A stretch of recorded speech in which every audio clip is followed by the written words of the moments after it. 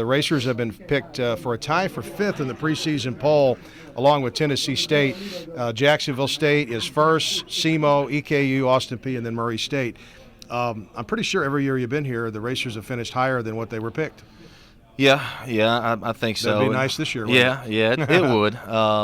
But with that being said, obviously we're very appreciative of this day and all the work that goes into it, because it's a unique experience to be able to tell your story about your football team, and it's a unique experience for the two guys that I have with me, James Sappington and Nigel Walton. It's a cool environment for them to be in and for them to get to tell their stories. But there's a side of it too where none of it matters, so to speak.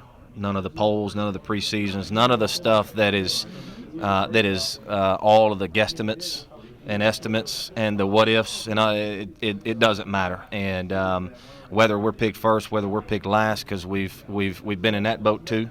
I've never been one to use that as motivation, because the fact of the matter is we don't concern ourselves with anybody else. All we're concerned with, and we talk a great deal about that. We never say, well, it's raining in Jacksonville. We're practicing and it's cold, and we never go down that road, because at the end of the day, we have enough to worry about with ourselves, and we're just trying to be the best that we can be, and the best version of ourselves. So it's cool. It gives us a chance to tell our story, and it gets fans excited, fired up, mad. All of those things, you're right.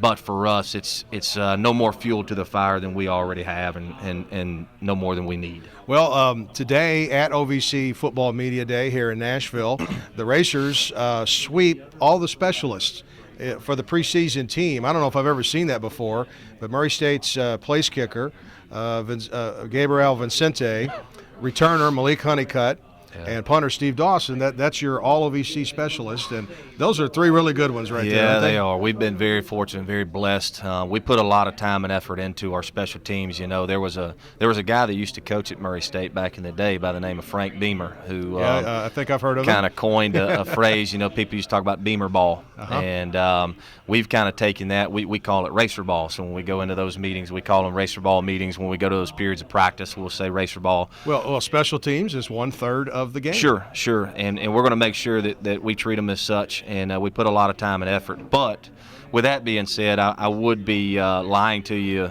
if I knew that one of those guys on that list would be on that list, and Malik Honeycutt, because the fact of the matter was the play that got him the notoriety to go on that list, he wasn't even supposed to be in the game. So it kind of shows you how much I know. He kind of put himself in the game with the kick return at SEMO. And I didn't realize it, didn't even catch it until Sunday, until we were watching the tape, and I was going, wait a minute. Hold on a minute now. He's not the guy that's supposed to be out there. So, but I'm glad he had the confidence to step up in that moment.